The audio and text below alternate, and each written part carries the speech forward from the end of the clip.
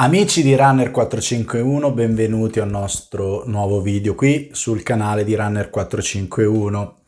Oggi parleremo di come e quando preparare la prima maratona, video che però può essere anche molto utile per chi l'ha già corsa ma non la corre da anni.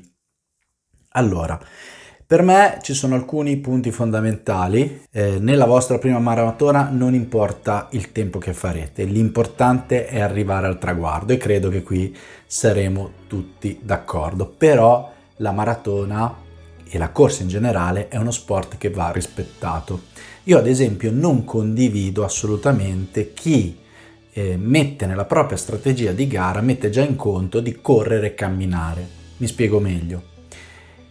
Io stesso da allenatore, per chi inizia a correre o per chi riprende da un infortunio, sviluppo programmi di corsa e cammino, proprio per creare quegli adattamenti per riuscire a correre continuamente, in maniera continuativa su una distanza data. Ma la maratona è uno sport di corsa, non di cammino. Attenzione, la camminata sportiva fa benissimo, non è assolutamente di secondo piano, ma è un altro sport. Io direi che se analizziamo tutti gli sport esistenti al mondo hanno delle regole. Il calcio, se faccio gol con la mano, non vale. Il basket, se faccio un passo in più di quello che devo fare, mi fischiano fallo, eccetera eccetera eccetera. Nel golf non penso si possa prendere la pallina e infilarla nella buca con le mani, ma solo con la mazza. Cosa vuol dire questo? Che se scegliete di essere runner e di fare una maratona, dovete pensare di farla tutta correndo, e l'obiettivo dei consigli che vi darò, ovviamente non sono sufficienti per fare una preparazione, però diciamo la costruzione esterna macro sì, sono proprio per farla tutta di corsa. Poi può capitare di dover camminare, certo, può capitare perché ho sbagliato la strategia di gara, è stata una giornata sfortunata, mi sono fatto male. Sono il primo a dire ti mancano pochi chilometri, finiscila anche strisciando, ok? Non deve essere l'obiettivo della preparazione, però, ma quella è un'emergenza, non è la strategia di gara che mi do sin dall'inizio per ultimarla. Una maratona, come scrissi in un articolo, anzi lo metterò qui nella descrizione, è una sfida con la S maiuscola e va rispettata, ma va rispettata per rispettare prima di tutto voi stessi che la fate. Perché concludere una maratona vuol dire concluderla, essere finisher, a mio parere significa correrla dal primo all'ultimo chilometro. Ci stanno i passi, se non tenete troppo al tempo, quei 30-40 passi quando bevete al ristoro, va bene, ok? Diciamo che è il pit stop. Correrla dal primo all'ultimo chilometro, arrivare felice al traguardo, come dico sempre, mani al cielo, e stare molto bene nei giorni successivi. Questo vuol dire essere finisher, ok? Quindi non pagare lo scotto. Per fare questo ci vuole tempo, ok? Un errore che si fa spesso è mi iscrivo di impeto a una maratona e adesso poi mi preoccupo di come prepararmi. Non facciamo l'errore di iscriverci di impeto e poi dopo preoccuparci di come fare a risolverlo. Tenete conto che ci sono diverse ricerche, ce n'è una interessantissima, ma ne ho lette diverse, che dimostrano come più o meno il 30% dei runner che fanno una maratona incappano nel famoso muro, cioè quella crisi che addirittura proprio non si riesce quasi più a correre, oppure c'è un rallentamento importante del ritmo di corsa che avviene intorno, si dice al 35esimo, ma spesso avviene anche vicino al 30esimo chilometro. E questa crisi avviene soprattutto presi diversi runner 2 o 3 anni prima che poi questi runner hanno fatto il loro personal best nella maratona. Quindi diciamo il campione di riferimento sono runner che hanno corso più maratone, quindi non una tantum, che è anche un campione più attendibile. Cosa significa questo? Che probabilmente questi runner, quando sono incappati nel muro e hanno dovuto fare quell'esperienza, non avevano abbastanza esperienza, probabilmente non avevano neanche abbastanza anni di corsa, e poi soprattutto una cosa su cui bisogna fare il conto: il nostro corpo ha bisogno di tempo per adattarsi. La maratona non è il doppio di una mezza maratona. Se voi siete sani, avete fatto sempre sport anche se non avete mai corso, probabilmente in pochi mesi riuscite a preparare una mezza maratona. Non farete il vostro tempo migliore che avreste potuto fare, ma la riuscite a preparare. Ma la maratona sulla carta è il doppio di una mezza, ma in realtà la richiesta di sistemi energetici con le scorte di glicogeno che abbiamo e un gelo 2, una colazione adatta e un buon allenamento, un discreto allenamento, una mezza maratona la portiamo a casa sempre, ok? Se non succede niente la portiamo a casa. Con le stesse scorte la maratona ha una necessità di utilizzo maggiore di grassi nel mix di carburanti insieme al glicogeno, ha necessità di stare molte più ore sulle gambe, quindi di un utilizzo di fibre muscolari diverse e coinvolgimento di fibre muscolari, ad esempio fibre muscolari ibride che richiedono più ossigeno, ha bisogno di un'idratazione ovviamente regolare e costante, di un'integrazione regolare e costante, ha bisogno di adattamenti anche dal punto di vista del nostro fisico, comandati anche dalla parte del nostro cervello, molto più lunghi, perché quando la gestione della fatica è molto legata anche ad aspetti neurali e neuromuscolari, e questi aspetti si maturano col tempo, ok? Poi ci può stare che uno super sportivo la prima volta che prepari una maratona la porti anche a casa, però noi stiamo parlando della maggior parte delle persone.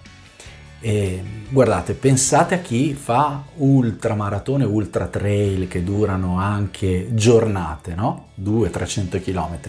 Chiaro, questi non è che in 6 mesi arrivano a fare queste distanze, probabilmente hanno sbagliato anche tante gare prima, anzi quasi sempre, ma ci si arriva col tempo. Perché? Perché devono adattare il fisico e la testa, che sono una cosa unica, ma ha bisogno di tempo il nostro cervello per accettare, non solo conscientemente ma anche inconscientemente, proprio per una parte, alcuni fisiologi lo chiamano di governo centrale, di coinvolgimento o meno di fibre muscolari, di sistemi, di meccanismi di protezione per il fisico quando la fatica inizia a essere troppa, ha bisogno di sperimentare nel tempo, di adattarsi nel tempo, che c'è la capacità, che ci può essere la capacità di portare certi traguardi a casa. La maratona è la più piccola distanza di queste ormai ci sono tanti ultra, di queste gare e competizioni che ha bisogno di questi tipi di adattamenti. Probabilmente anche la 30 km, ma siamo al limite. La 30 km non è una mezza lunga ma una maratona corta. In questo io suggerisco a chi si avvicina alla maratona per la prima volta di pensare, soprattutto se siete runner con non troppi anni di esperienza, poi chiaramente se sono anni che fate le mezze, non avete fatto mai la maratona, non vi servirà allo stesso tempo, adesso capirete perché, di ragionare su 3 stagioni, dividendo l'anno in 2 parti, 6 mesi, 6 mesi e 6 mesi. Quindi se io sono a gennaio di un anno e dico voglio fare la maratona, secondo me la dovrebbe programmare. So che molti, se non avete tante esperienze sportive, non avete magari fatto neanche mai delle mezze, ok? Deve pensare di farla alla primavera dell'anno successivo. Se invece fate regolarmente delle mezze maratone, allora potete pensare anche di farla nell'autunno di quell'anno lì, ma non nella primavera se ci pensate a gennaio. Perché? Perché in queste 3 stagioni dovremo pensare che nella prima stagione la gara obiettiva sono le mezze, quindi se avete esperienza di farlo, diciamo, la possiamo bypassare. Nella seconda stagione l'obiettivo potrebbero essere delle gare un po' più lunghe che non sono ancora la maratona, quindi ad esempio, che ce ne sono sempre di più, la 30 km, e finalmente possiamo prepararci per la maratona, proprio per sviluppare tutti quegli adattamenti necessari per la distanza. In tutto ciò, quello che dovrà aumentare gradualmente sia all'interno della stessa stagione, sia tra una stagione e l'altra, è il volume chilometrico, ok? Barra il volume in tempo di lavoro. Perché? Perché in realtà il nostro fisico non ragiona in chilometri, ragiona, è più legato alle ore di lavoro, ok? Se io corro i lunghissimi a 6,30 al chilometro, o se li corro a 4,30 al chilometro, non è detto che tutti e due farò un lunghissimo da 36, perché quello da 6,30 per fare 36 km rimarrà molto più tempo sulle gambe, per quanto la maratona sia 42 km per entrambi. si possono fare dei distinguo, però quello su cui bisogna ragionare è tanto volume. La maggior parte dell'allenamento in generale deve prevedere allenamenti di bassa intensità, vera bassa intensità, alla soglia, attenzione, aerobica, non anaerobica. La soglia aerobica è quella soglia in cui la zona sopra la cui nel momento che io corro inizio ad aumentare la mia produzione di lattato, ma il mio fisico è ampiamente ancora in equilibrio tra quella che produco e quello che riutilizzo e scarto. La soglia anaerobica invece è dove c'è l'equilibrio proprio che a un certo punto si rompe tra produzione e riutilizzo o scarto del lattato, ok? Quindi la soglia aerobica è quella dove io posso ancora chiacchierare agevolmente mentre corro, per capirci, che mi può permettere di correre anche diverse ore. Sarà fondamentale, se siete alla prima maratona, avere la maggior parte degli allenamenti a questo ritmo, ok? Inserendo degli allenamenti di qualità, ma non sarà perché un po' di alta intensità va sempre fatta, anche per allenare altre fibre muscolari, per migliorare un po' il massimo consumo di ossigeno, la stessa soglia, la capacità aerobica. Ma principe saranno quegli allenamenti lì, che quindi a bassa intensità, lenti e lunghissimi a bassa intensità. Quegli allenamenti lì, quei ritmi lì, saranno poi, se il nostro obiettivo è essere finish la prima maratona, probabilmente anche il ritmo che terrò nel ritmo gara. È chiaro che in 18 mesi di allenamento il runner che correva 6,30, i lunghi 18 mesi prima, quasi sicuramente li correrà molto più veloci più avanti. Perché? Perché allenarsi tanto a bassa intensità migliora un sacco di cose, ma migliorerà anche la velocità del ritmo gara. Quindi questa può essere un po' la strategia. Organizzazione. A un certo punto però, quando mi rendo conto che il piano sta funzionando, quindi sono arrivato alla seconda stagione dove corro delle distanze maggiori alla mezza e dove se io la domenica devo fare un 24 km lo faccio, non dico agevolmente, ma lo riesco a portare a casa, ricordandosi sempre di un aumento graduale dei chilometri sia nella seduta singola o del tempo di lavoro che nel computo settimanale e mensile, inserendo delle settimane di scarico e di recupero dove correrò il 30-40% in meno del volume, senza escludere allenamenti ad alta intensità ma senza esagerare. A quel punto invece diventa molto importante fissare una data obiettivo, perché se non mi decido sarà difficile che poi raggiunga l'obiettivo. Quando fisso la data deve essere una roba che mi fa sognare a me, non devo fissare la data rispetto alle aspettative degli altri. Ci può stare che fisso una data col mio gruppo di corsa perché andiamo tutti insieme, sì, ma non fate cose che non vi stimolano, perché altrimenti diventerà molto più difficile. In questo, siccome vi siete anche saggiati nel tempo con l'aumento dei chilometri, dovete pensare che per preparare una maratona non si può pensare di allenarsi meno di 4 volte a settimana, più piccole sedute anche indoor di miglioramento della forza del core che vi aiuteranno a prevenire infortuni e ad avere una corsa più economica.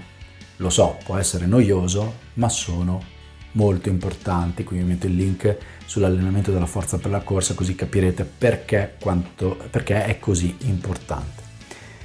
E cosa vuol dire? Che io devo prendere un'agenda, un calendario e dire ok, la mia giornata lavorativa è questa, quello che dedico alla famiglia è questo, quello che dedico ad altre cose è questo. Ce l'ho lo spazio per fare questi 4 allenamenti e lo spazio deve essere abbondante, perché ricordatevi che nell'organizzazione del tempo va sempre lasciata una gestione agli imprevisti. Se ce l'ho, bene, mi posso preparare. Se non ce l'ho, ragionateci bene, ok? Attenzione, un runner che non ha mai corso una maratona è comunque un runner, non è obbligatorio. Conosco runner velocissimi che non hanno mai fatto maratone. Chiusa parentesi. Nel momento che decidete questo piano, condividetelo con chi vi sta vicino, la famiglia, non lo so, il socio del lavoro, chiunque. Non perché vi dovete prendere delle ferie in più, o non lo so, magari per quando fate i lunghissimi, un giorno di riposo, se non lo volete fare la domenica o il giorno dopo potreste anche prenderlo, però condividetelo, fatevi supportare, dite guardate io ho questo piano, la mia prima maratona, ok? o ritorno a fare le maratone. Ho bisogno del tuo supporto, perché dovrò mangiare in un certo modo, perché mi voglio regolarizzare col cibo, ho bisogno del supporto perché devi avere pazienza che le domeniche mattine non ci sarò, o non ci sarò sempre, ho bisogno del tuo supporto perché mi posso allenare solo la mattina prima di andare a lavorare, ho bisogno dell'incoraggiamento, ho bisogno del tuo supporto perché non mi chiedere di andare all'Ikea, no, che non si arrabbino quello dell'Ikea, la domenica perché devo correre, non lo so, ma condividete il piano perché il supporto di chi vi sta vicino nel capirvi e nel supportarvi è fondamentale. Poi abbiamo parlato quindi dei lunghissimi, tanto qui vi metto un link in cui parlo dei vari tipi di lunghissimo, vi servirà soprattutto se non siete alla prima maratona, ma comunque serve a tutti.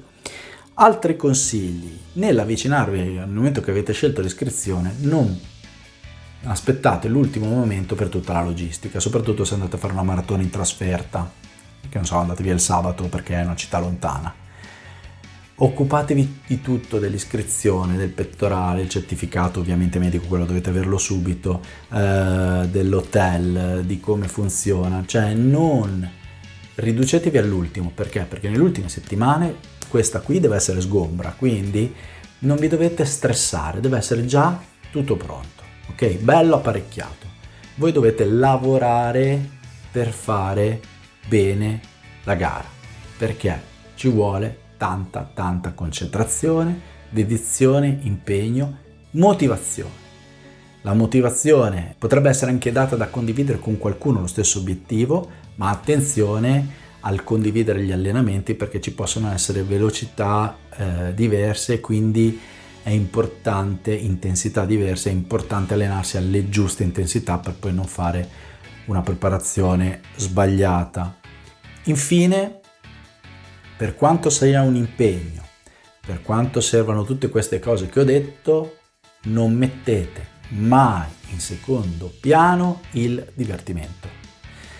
È una passione, è uno sport, vi deve divertire. Sì, ci saranno delle sedute che vi annoierete, ci saranno delle sedute che farete fatica perché preferireste rimanere sul divano perché fuori è freddo o piove. Attenzione, a proposito, con la pioggia si corre, perché la maratona potrebbe essere anche sotto la pioggia, e comunque si corre. Vi attrezzate nel modo giusto, a meno che non sia l'uragano ma non mettete in secondo piano il divertimento. Non mi resta che augurarvi un grandissimo bocca al lupo per la vostra prima o prossima maratona. Ciao!